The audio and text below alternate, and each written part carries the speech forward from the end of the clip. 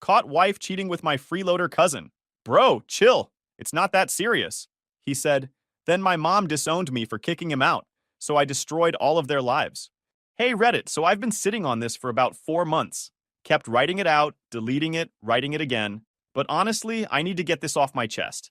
I, 39 male, am a PE licensed fire protection engineer. Sprinklers, alarms, smoke evacuation, emergency power. Basically the invisible infrastructure that keeps commercial buildings from turning into crematoriums. Nobody thinks about my work until something goes catastrophically wrong, which is exactly how I like it. Worked my way up from pulling pipe in attics at 19. Every dollar I have, I earned. Nobody handed me anything.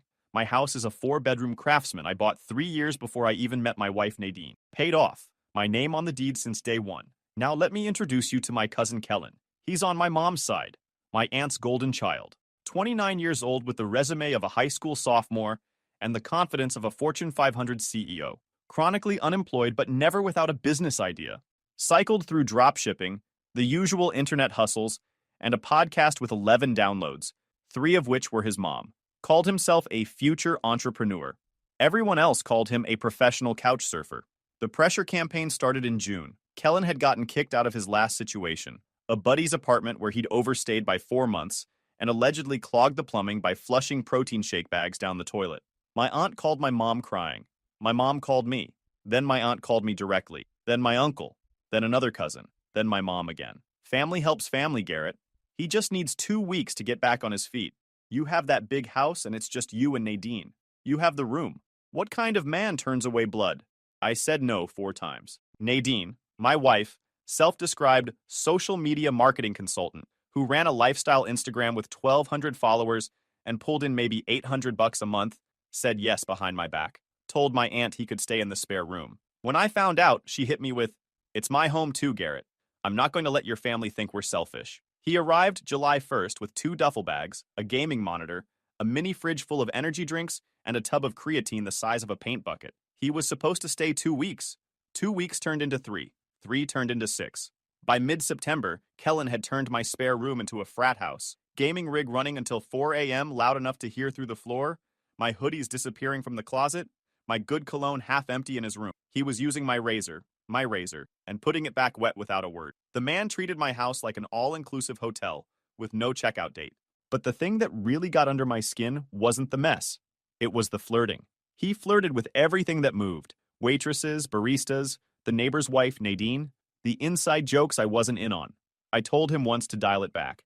He laughed it off. Relax, bro. I'm just friendly. Every time I brought up him leaving, the family phone tree activated within hours. My mom, he's almost got a job lined up. My aunt, you'd really throw him out on the street? Nadine, he's not hurting anyone, Garrett. Stop being so rigid. So I stopped pushing. Kept grinding my 12 to 14-hour days on the Crestview Hospital campus project. Full life safety redesign across 6 buildings. Fire marshal breathing down our necks about code compliance timeline. I was working so hard I barely saw my own house in daylight. That was by design. Theirs, not mine. I was at my desk in the construction trailer reviewing fire alarm riser diagrams when my phone buzzed with a fraud alert. One of my credit cards, an older one I barely used kept in a kitchen drawer for emergencies, had just been charged $47.83 at a pizza delivery place. I hadn't ordered pizza. Nadine was supposedly at her sister's house for the afternoon, and Kellen didn't have access to that card, except he lived in my house. And the card was in an unlocked kitchen drawer. I could have called the bank and disputed it. Could have texted Nadine and asked what was going on. Could have let it go and dealt with it at midnight when I got home. Instead, I opened the delivery app on my phone, logged in, checked the recent order. 1 large pepperoni, 1 order of garlic knots, delivered to my address 40 minutes ago, handed to someone at the door, at 2:15 p.m. on a Wednesday, when nobody was supposed to be home except Kellen, and he didn't have the money to order water, let alone delivery. So either he found my card and ordered himself pizza, which was theft, or someone was at the house with him sharing that meal. I drove home, didn't speed, didn't call, didn't text, just drove with the windows down and my brain running through every possibility. Maybe Nadine came home early and they were just hanging out. Maybe there was an explanation. Maybe I was jumping to conclusions and this was just him being him, helping himself to something that wasn't his, as usual. But the deeper I drove into my neighborhood, the quieter that rational voice got. This was off. His truck was in the driveway, which was normal. Nadine's Lexus SUV was parked around the corner on the next block, half hidden behind a neighbor's hedge. That was not normal. She was supposed to be across town at her sister's. Why would she park around the corner from her own house? You only hide your car when you don't want someone to know you're there. The house was quiet when I walked in. No TV. No gaming sounds from his room. Just a pizza box on the kitchen counter with 2 plates. 2 and 2 glasses. You get the picture. Then the sound from upstairs. A thump. Her laugh, muffled, breathy, unmistakable. The kind of laugh you don't confuse with anything else when you've been married to someone for 12 years. I stood at the bottom of those stairs and felt my heart jump into my throat. Every instinct screaming at me to charge up there. Kick the door in. Put Kellen through the drywall I'd hung myself. I pulled out my phone. Opened the camera. Photographed the pizza box on the counter. The receipt stapled to it. The 2 plates. The 2 glasses. Nadine's purse on the kitchen chair she supposedly brought to her sister's house. And my credit card sitting in the open drawer where he'd fished it out. Opened the delivery app and screenshotted the order confirmation with the timestamp and address. Evidence first. Then I climbed those stairs, one at a time. Silent on the carpet runner I'd installed in April. The master bedroom door was cracked open about 4 inches. I pushed it the rest of the way with 2 fingers. Every detail burned in permanently. My bed, my sheets, my wife, and Kellen. Shirtless. That stupid tribal armband tattoo on full display. In my bed, in my room, in my house. Nadine saw me first. She didn't scream, didn't scramble for the sheets. She just stared at me like I was the interruption, like I'd walked into the wrong room at a hotel. Kellen sat up. And here's the part I'll take to my grave. He didn't look guilty. He didn't look scared. He looked annoyed, like I was interrupting his Wednesday afternoon. This man who was living rent-free in my house, eating my food, wearing my clothes, using my razor, charging pizza to my credit card, and sleeping with my wife, and he looked at me like I was the problem. Bro, chill, he said. It's not that serious. I felt the rage, massive, white hot, pressing behind my sternum like a pressure vessel about to fail. But I held it, voice flat, controlled, like reading a code violation report out loud. Get your stuff and get out of my house, both of you, now. He swung his legs off the bed, pulling on his shorts like this was a minor inconvenience. Come on, man. You're overreacting. Sit down and... I'm not asking twice. That's when Kellen decided to be stupid. He stood up, chest puffed, and walked straight toward me. Not to leave, to crowd me. Got about 8 inches from my face, close enough I could smell my own cologne on him, and put his hand flat on my chest. Pushed. Not light. A full shove that rocked me back into the doorframe hard enough to crack the trim. You're not kicking anybody out, bro. Calm down before you do something you regret. I grabbed his wrist off my chest, pivoted, and drove him sideways into the bedroom wall. Not a movie hit. A fast, ugly collision of a 220-pound engineer who's been hauling pipe and climbing scaffolding for 20 years against a guy whose biggest workout is moving a gaming mouse. His shoulder hit the drywall and left a crack shaped like a spiderweb. He bounced off and swung, a looping right hand aimed at my jaw. Sloppy. Slow.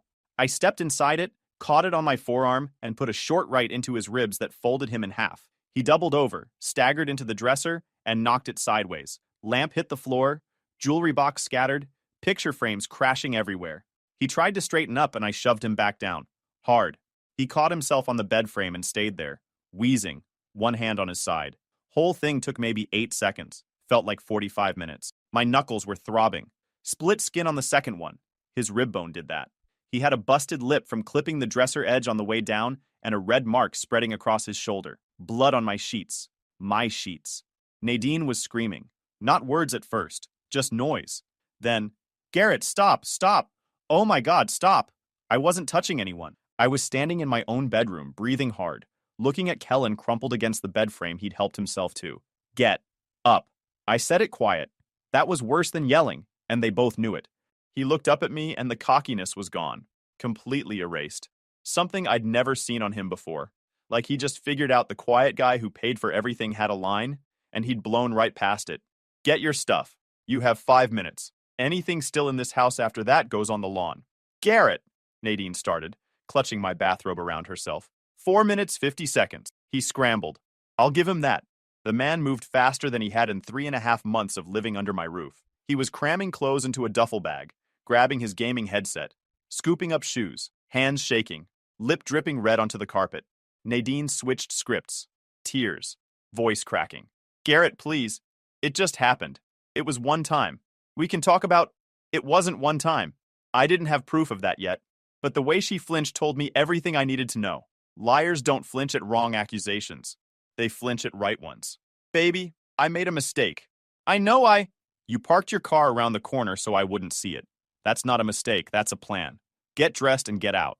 He hauled his duffel to the hallway, paused at the top of the stairs, tried one more time. Look, bro, it was just... Call me bro one more time. He went down those stairs fast. Nadine tried a different angle, went from sad to threatening in about 3 seconds. Her specialty. You can't kick me out, I live here. I'm your wife, I have rights. You have a car parked around the corner and Kellen waiting in the driveway. You can figure out your rights from somewhere else tonight. I'll call the cops. Please do. I'd love to file a report while they're here. That shut the threat down cold. She got dressed in silence, grabbed her purse from the kitchen, the one she'd supposedly taken to her sister's house. At the front door, she turned and gave me the look that cheaters always give when the script runs out. Not guilt, anger. Because I wasn't playing the part she needed me to play. I wasn't breaking down. I wasn't begging her to stay. I wasn't giving her the emotional chaos she could use as cover. You're going to regret this, she said. Already do. 12 years of it. The door closed. I watched from the window as Kellen threw his duffel into his truck. Nadine walked around the block to her hidden Lexus. He tried talking to her in the driveway. She shoved past him. They left separately. Good. Let them figure out the logistics of their little arrangement somewhere that wasn't my house. I locked the deadbolt, set the chain. Then I stood in my kitchen for a full minute, hands braced on the counter, letting the adrenaline drain. My knuckles were swelling. Door frame trim was cracked. Bedroom wall had a dent. Dresser was trashed. Didn't matter.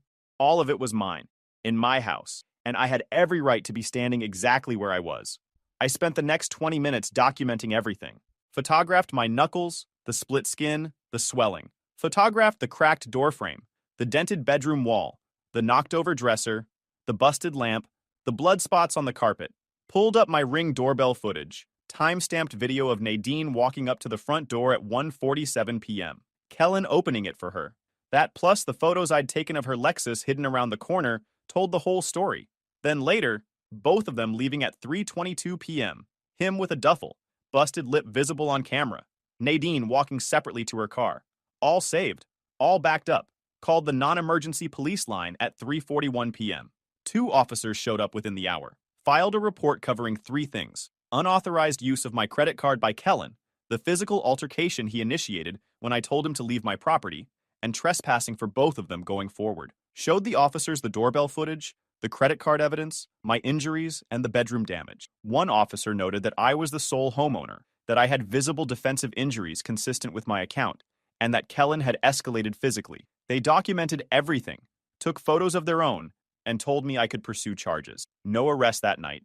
But that report, incident number, officer names, badge numbers, timestamp, my documented injuries, their documented departure, became the foundation for everything that came after. I didn't know it yet, but that pizza delivery receipt and that cracked door frame were going to cost Kellen and Nadine more than they could calculate. I sat down at my kitchen table at 5 p.m. with a bag of frozen peas on my hand and my laptop open. Time to go to work. I didn't sleep that night. Set up what I started calling the command center. Laptop open to every financial portal, legal pad for tracking accounts, phone recording app on for all incoming calls. Everything in its own lane, one step at a time. Called my attorney that night. He walked me through the sequence.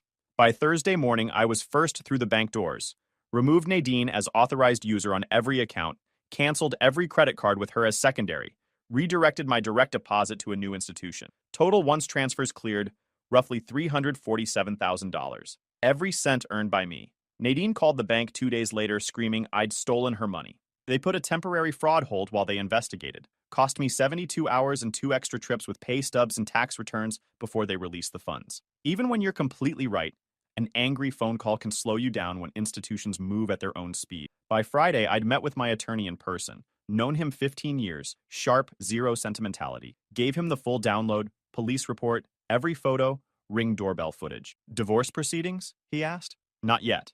I want the perimeter secured first. He nodded. They'll come for you when the money stops. That's the point. Changed the locks that same afternoon. Deadbolt, knob, garage code. My house, my locks. Phone stayed quiet for 3 days. Day 4, Nadine texted, your direct deposit didn't hit. What's going on? Screenshotted it. Didn't respond. Day 5 is when the dam broke. 22 missed calls before noon. Voicemails going from calm to unhinged in about 4 hours. I saved every message. People tell on themselves when they stop pretending. By afternoon, Nadine and Kellen showed up at the house, the one I'd changed the locks on. Ring doorbell caught everything. Nadine trying her key, realizing it didn't work, pounding on the door. Him behind her in gym shorts and slides. Open the door, bro. Let's talk like men. I was sitting at my kitchen table 15 feet from the front door. Bag of frozen peas on my still swollen hand. Watch the whole thing on the Ring app in real time. I pressed the speaker button. One sentence. You're trespassing. I have a police report on file, and this doorbell is recording. Leave or I'm calling. He stepped back like the doorbell had grown teeth. Nadine kept going for another 2 minutes. Threats, sobbing, the whole rotation. Then a neighbor across the street came out on his porch. She saw the audience and dialed it down. They left, saved the footage, filed a second trespass complaint. The neighbor, good man, gave me a written statement the next day. Unprompted. He'd seen enough. Phase 1 complete. Every system has failure points. Kellen's were everywhere because his entire life was held together with energy drinks and audacity. First move, the credit card theft. That police report I filed. It went somewhere. The $47.83 charge was small, but unauthorized use of a credit card is a crime in this state regardless of amount. I provided the delivery receipt, the photo of my card in the drawer, my badge records proving I was at the Crestview job site when the order was placed, and the delivery confirmation with the timestamp. Detectives followed up within 2 weeks. He got charged with misdemeanor theft, not prison, but a criminal record that follows you on every background check, lease application, and job screening. For a guy who already couldn't hold employment, that charge was a cement block tied to an anchor. Second move, the assault. My injuries were documented. His were consistent with being stopped, not attacked. Attorney filed for a restraining order based on the shove, the swing, and the subsequent trespass at my home, granted within 10 days. The guy who'd lived rent-free in my spare room for 3.5 months couldn't even drive down my street. Third move, formal eviction. He'd been there over 3 months, which meant tenant protections could theoretically apply. Attorney filed the paperwork first week of November, citing the police report as grounds for emergency removal. He didn't contest it because contesting requires a lawyer, and he couldn't afford gas money, let alone legal fees. Clean on paper, bulletproof. Fourth move, I started telling the truth, not a smear campaign, not anonymous tips. Called 6 people in our circle and told them exactly what happened. Plain language, no embellishment, just facts.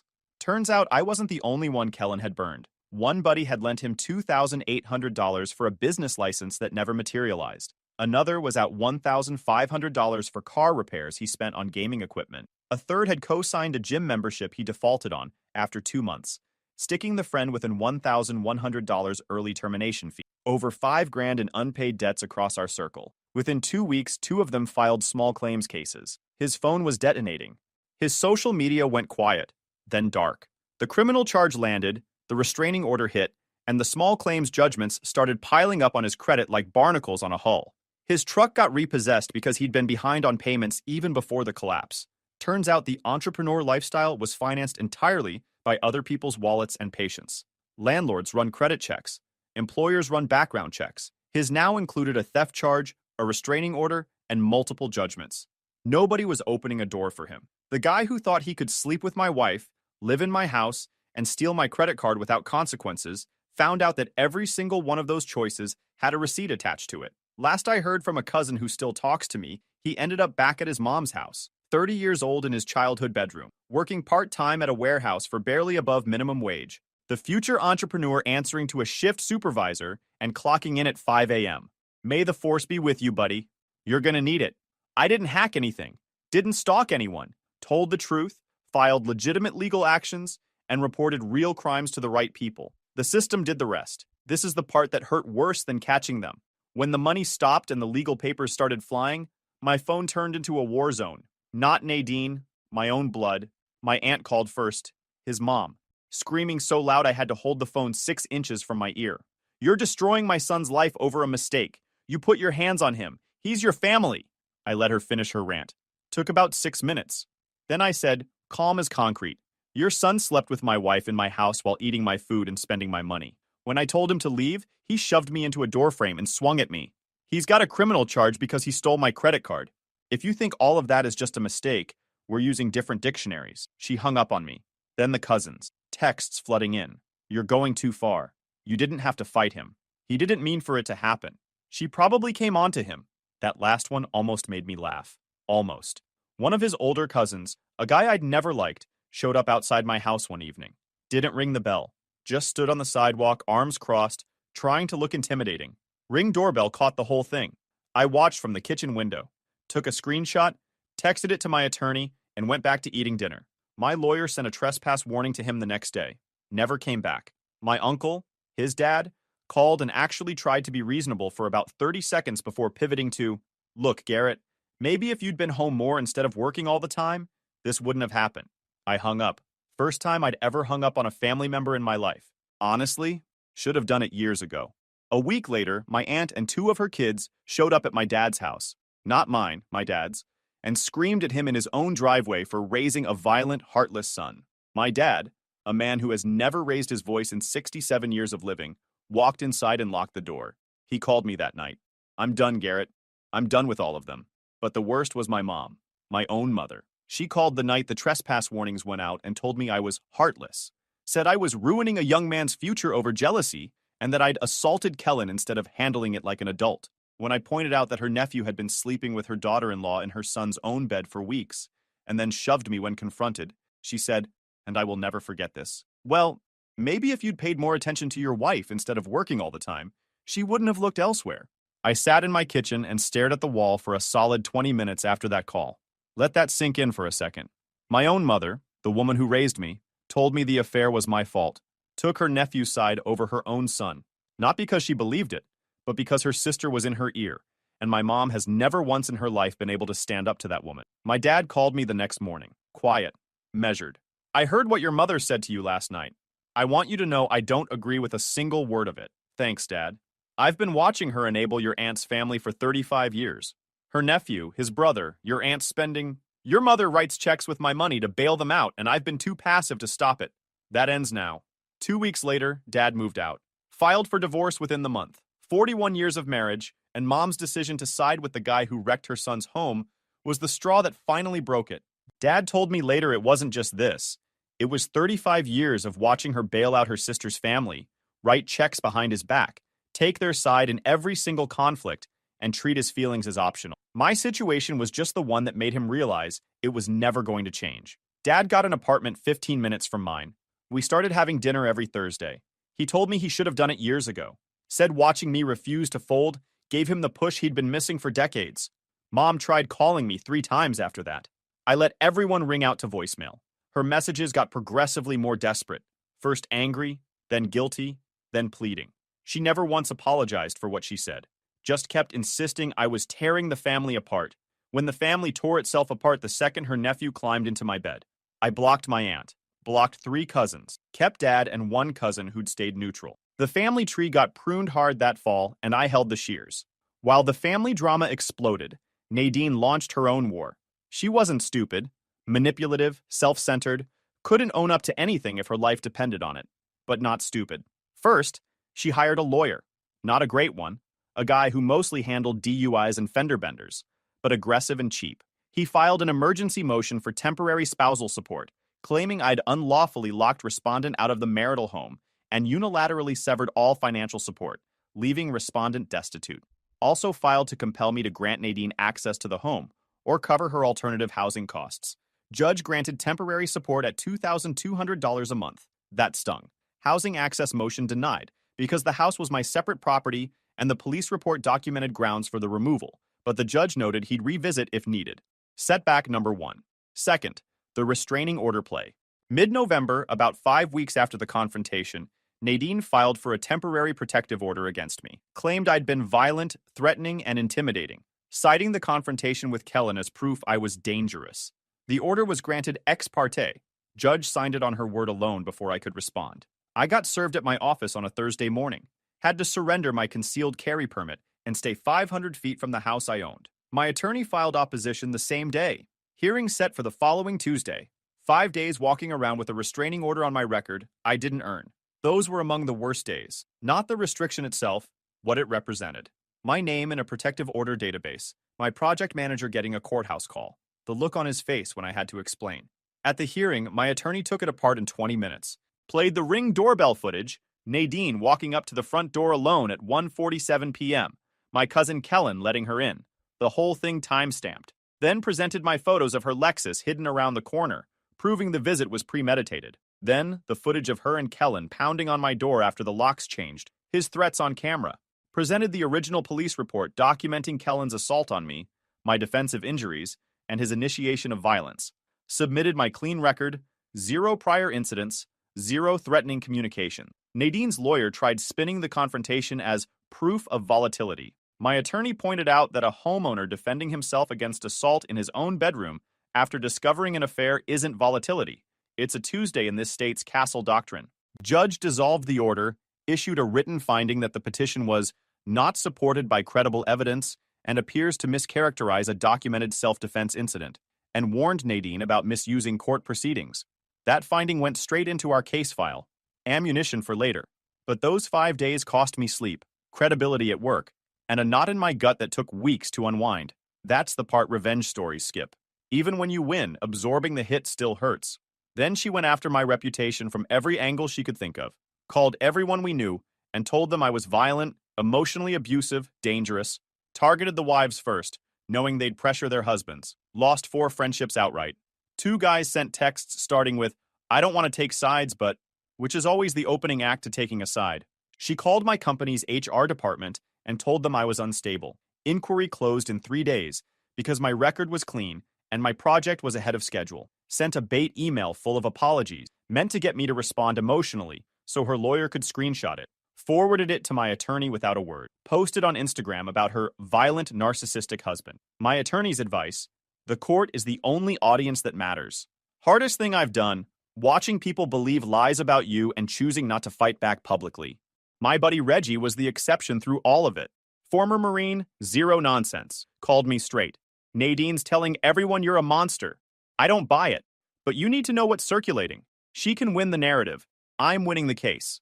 Then came the job site ambush. 2 days after HR cleared me, Nadine showed up at the Crestview Hospital campus, passed the construction gate without a hard hat, without a badge, without signing the visitor log. 3 safety violations before she said a word. Found my trailer and started a scene. Tears, pleading, loud enough for the crew outside.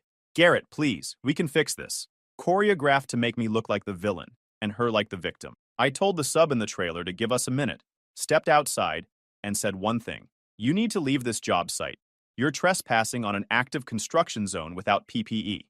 More tears. More volume. Electrician stopped working to watch. Superintendent walking over. "I'm calling site security. 30 seconds. She left. But she left loud, sobbing across the gravel lot where the entire framing crew could see. Calculated. I filed an incident report that afternoon, and the GC added her photo to the trespass list. That stunt cost me rapport I'd built over months. The sprinkler sub who'd been in the trailer started acting different. Shorter answers, no eye contact. His foreman asked if there'd be more incidents. That's the collateral nobody talks about. Not just lost friendships, but guys who don't owe you anything slowly pulling back. I documented every post, saved every voicemail where she contradicted her own public story, admitting the affair, begging me back, threatening to ruin me. My attorney filed a counter motion laying out the adultery, the dissolved protective order, the job site trespass, the HR stunt, the full harassment pattern, attached voicemails, ring footage, the police report, the incident report, the social media timeline.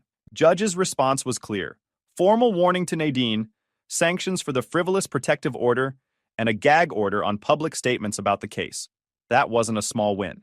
That was the turning point. Months ground past. Not dramatic months, just gears grinding, consequences running on autopilot.